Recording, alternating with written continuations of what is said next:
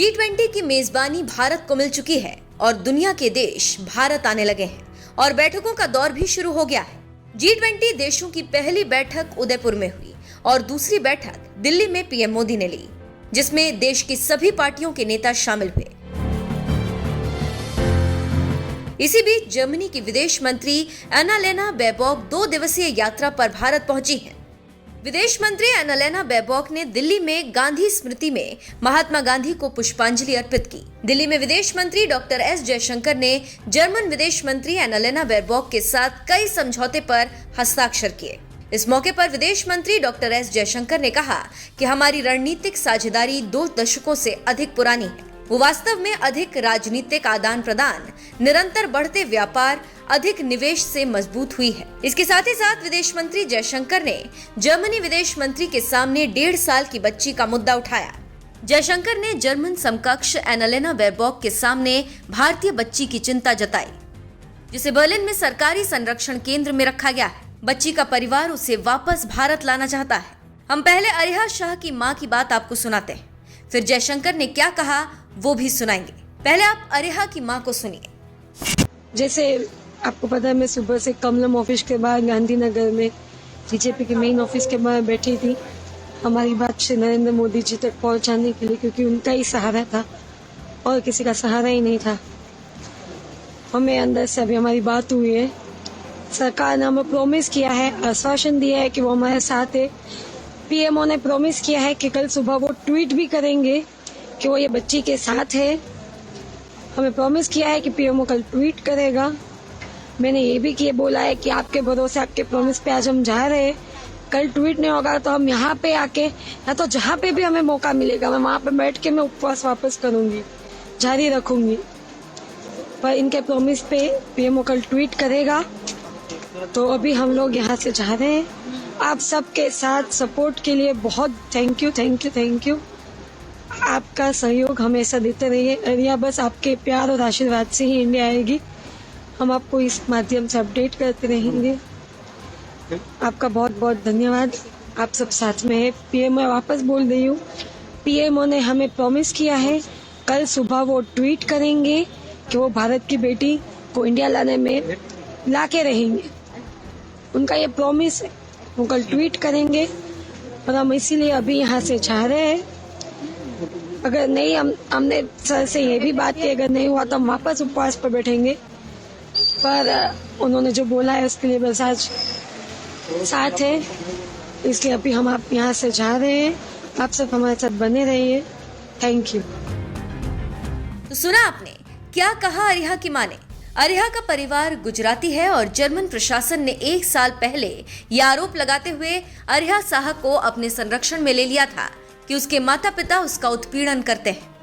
बच्ची अभी बर्लिन में सरकारी संरक्षण केंद्र में है और इसी को लेकर अरिहा के परिवार वाले प्रदर्शन कर रहे हैं और बच्ची को लाने के लिए सरकार से गुहार लगा रहे हैं। और ये उनकी कोशिश रंग लाई और आज जब जर्मन विदेश मंत्री भारत दौरे पर आए तो जयशंकर ने बच्ची का मुद्दा उठाते हुए कई बड़ी बातें कही।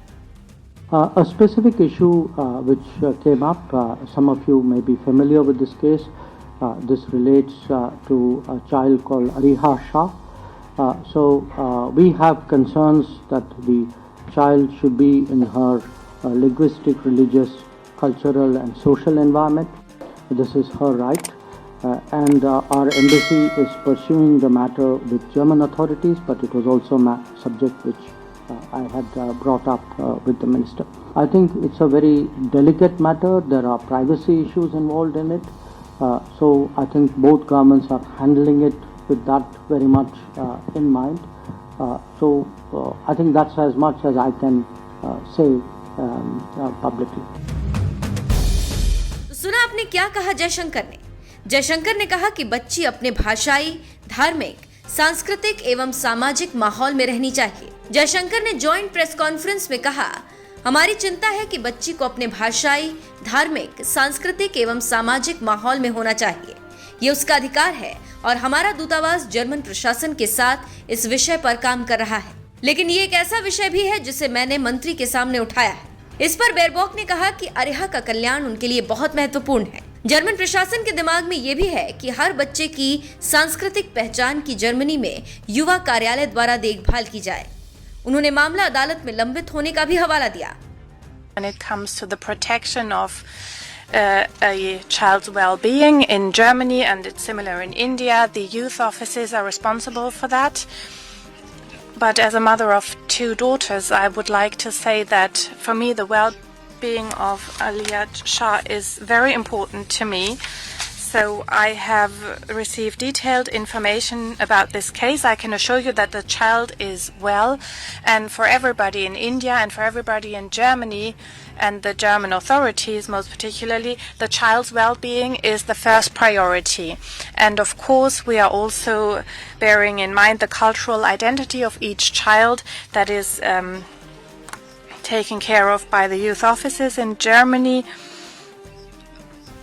Children are only taken in custody by the youth office if there are serious concerns about their well-being, for example, violence, sexual abuse, or severe neglect. So, as has been said by my distinguished colleague, it is about privacy rights as well, so we cannot say more at this point. The case is still pending in court, and after the verdict, of course, there can be a review. But for us, what is most important, the first priority is the well-being of the child. जानकारी देते चलें कि अरिहा की मां धारा शाह ने German सरकार से बच्ची की कस्टडी वापस पाने के लिए कुछ समय पहले गुजरात में बीजेपी ऑफिस के बाहर धरने पर बैठी थी, जिसकी वीडियो हमने आपको पहले भी दिखाई और उन्होंने क्या कहा वो भी सुनाया। धारा को सरकार से मदद का आश्वासन मिला, जिसके बाद उन्होंने अपना अनशन तोड़ दिया था। बता दें कि अरिहा की कस्टडी की मांग को लेकर उसके माता पिता जंतर मंतर पर भी प्रदर्शन कर चुके हैं, जिसका नतीजा आपके सामने है और अब देखना होगा कि आगे जर्मनी बच्ची को छोड़ता है या नहीं। लेकिन जयशंकर ने बात को उठाकर काफी सहानुभूति बटोर ली है और सभी लोग खुश हैं।